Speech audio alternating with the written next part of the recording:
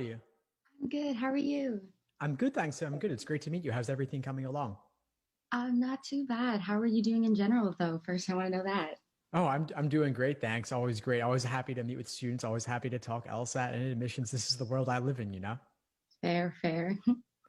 So what's going on for you? How could I help? Um, well, firstly, I think I'm not doing too bad with logical reasoning. I'm only saying that this is my second time taking the LSAT. I took it the first time around, probably wasn't the best. I only studied for a month, and I got a 150, and it wasn't the worst. I know that. But but yeah, so I'm finding it hardest to do well in logic games. I don't know what it is. I feel like every single time I reach a sufficient condition question, something with if, like if cannot be third, which of the following must be true, things like that. I just I always get them wrong. My question would be, are you taking the information from the question stem as far as it can go, or are you maybe taking it in directions that are invalid for some reason? I like I don't see. I wouldn't know. I think that's just me being like ill prepared or not knowing to the fullest degree what I'm doing wrong. Because see, that's what I'm saying. Like I don't even know when I approach it. Like I feel like I'm watching your videos, and I feel like that's what I'm doing when I reach it. Because I know you have a video on I think sufficient conditions. Yeah. So I've watched that. I have my notes with me, but I don't know. I just feel like it doesn't make sense to me. Is there anything you would recommend, like any like different kind of way of diagramming that? Well, to me, this isn't really a sufficient condition issue. This is Okay. an issue about a certain kind of logic games question. Within the set of logic games questions, you have some that are orientation, some that are local if questions, and then some Mhm. that are global. Like, which one of the following must be true in Yeah. general is a global question. If you have, if X is third, then Hmm. what could be true? Then your first step would typically be to draw a new diagram where X is on third. You take it as far as it can go, meaning you fill out the diagram based on how X being third impacts the placement of other variables on the diagram. Then typically they're asking you a question about the rest of that diagram that you filled in. Okay.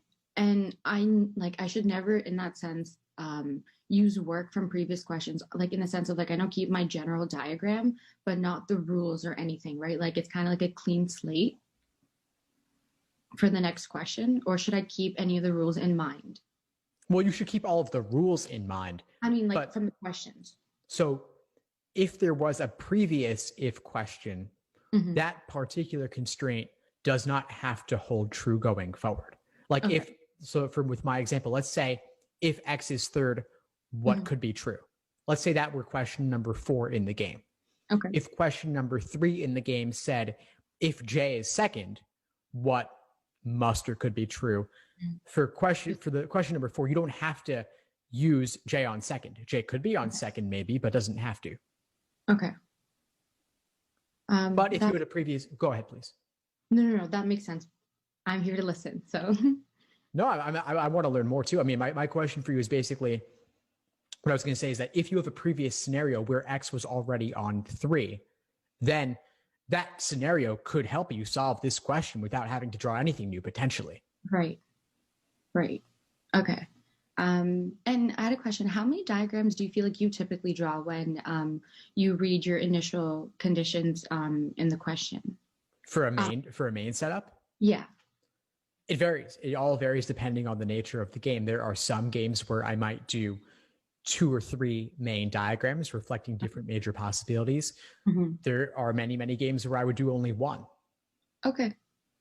Okay. Because I found myself that I do only have one sometimes, and I'm like, I feel like I'm limiting my own possibilities by only having the one. But I feel like sometimes I can't make another diagram. So like it is viable sometimes to have one. Like it's possible. Oh, totally. Yeah, all the Okay. time. Okay. Because I didn't want to be limiting myself because I wasn't thinking further enough um, to like make those further conclusions or assumptions. But okay, that makes sense. Um, One other thing for logical reasoning, um, So the way that I approach it, so I'm an English student. I go to a university in Ontario. So so I initially took that approach of learning it as like a syllogism. So the whole like minor premise, like major premise, and then you have your conclusion. So I'm taking that approach, and I feel like sometimes it's taking me longer because I'm trying to find those things first, and then I realize that some questions are just like the main idea or things like that. So do you think that that's worth it? Because I know some questions do ask for like what is like supporting evidence, like a warrant and things like that, like a qualifier in that sense, in the question. So I'm like taking that like literature approach, but I don't know if it's serving me or like it's taking away time. Good question. I mean, which question type are you talking about right now? Like just in general, like when they ask for like just when you have if they ask like is a conclusion met, is a conclusion not met, in those kinds of questions. So are we talking like logical reasoning? Yeah. I'm just trying to bucket it a little bit. Okay, so logical reasoning, there may be a question type asking you, what's the main point? Hmm. That's going to be your conclusion. It may be unstated directly, maybe a paraphrase of the conclusion. Hmm. I'll be honest, I don't really know what a syllogism is. I know it's a logic word, but my Okay. point is that like you don't need to necessarily take a very formal logic Okay. structural approach. I do think that a literature approach Hmm. could be useful, meaning if you know what a qualifier is, if you know what a subsidiary clause is, Hmm. that could be useful to help you drill down to the main point. So, for Hmm. example, information bounded between two commas typically is not core to the statement, right? Like you could chop Yeah. that out, Yeah. still flows smoothly. You're left with your typically your main subject, main verb. Yeah. So that certainly could be useful. Okay. But on the LSAT, I can't say there's always going to be like subsidiary evidence and primary evidence. I don't think that For typically sure. comes into play. Yeah. Would you recommend even making notes as you read? Because I don't typically do that, but then I find myself having to like go back and find where that specific set of information is for the question. Like, do you think it's worth annotating on the side? Like, I think this is a key theme. I think this is like a main point. For logical reasoning, I'm hesitant to really ever recommend much diagramming. There are very few cases where diagramming could be useful. I think the more formal logic type questions, which are certainly not a focus of the section, you could jot down a couple of things related to those in terms of diagramming, similar to how you would in logic games, especially Mhm. with conditionals. But most logical reasoning questions don't really lend themselves to that kind of diagramming. And on both the digital LSAT and the LSAT Flex, you Yeah. can't even diagram next to anything. It's got to be on your scratch paper. Yeah. So that might just take time away, if anything. Yeah, I mean, I think it's okay to do it a little bit, especially more so on reading comprehension. Hmm. Definitely games you want to diagram, but for logical reasoning, it's a very limited usefulness. Only a Okay. couple of cases. Um, I was wondering, is it possible for me to ask you about recommendation letters? Yeah, shoot. Okay, so I was asking a former, like I worked at a law firm just for a couple of months during COVID. So I asked my employer, he was asking me to write the initial draft for it. I don't want to sound too forward or sound too like I'm praising myself. That's like the furthest thing I want to do. Would you recommend any kind of like key things I should include or anything like to like veer away from in order to not make myself like seem like I'm like boasting or anything? Yeah, well, first off, that's a great position to be in. So that definitely suggests a lot of trust between you and the recommender wants you to have a very strong letter. So I think that's great. As for just how far you go, I think it's really based on the nature of your relationship with them. Yeah. So that's a judgment call I can't really speak to. What I would Okay. recommend you look to include instead is not really about the degree of enthusiasm. That's Hmm. something for you to navigate. But instead, I would talk more about really giving specifics. This is a chance for you to really craft it in a way that gives some objective measures. So if there's anything before after you can Okay. include, I think that's really nice to be able to have to show transformation. Or Okay. one thing that's really nice to have in general is relative comparisons. So what you might have done in class relative to others in the class, or how you might stack up against other students in general the professor has worked with. Okay. No, that's very helpful. So, like, not so much as myself, but myself in comparison to others. In some ways, or also in comparison to your previous self.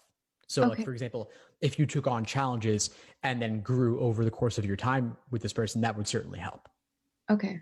And I feel like that's like the general theme I should include in a personal statement, right? Not a diversity statement. Personal statement's more so something you've overcome. And a diversity statement is something is still like, if need be, like something that still might be limiting your abilities or something that still might be occurring in your life.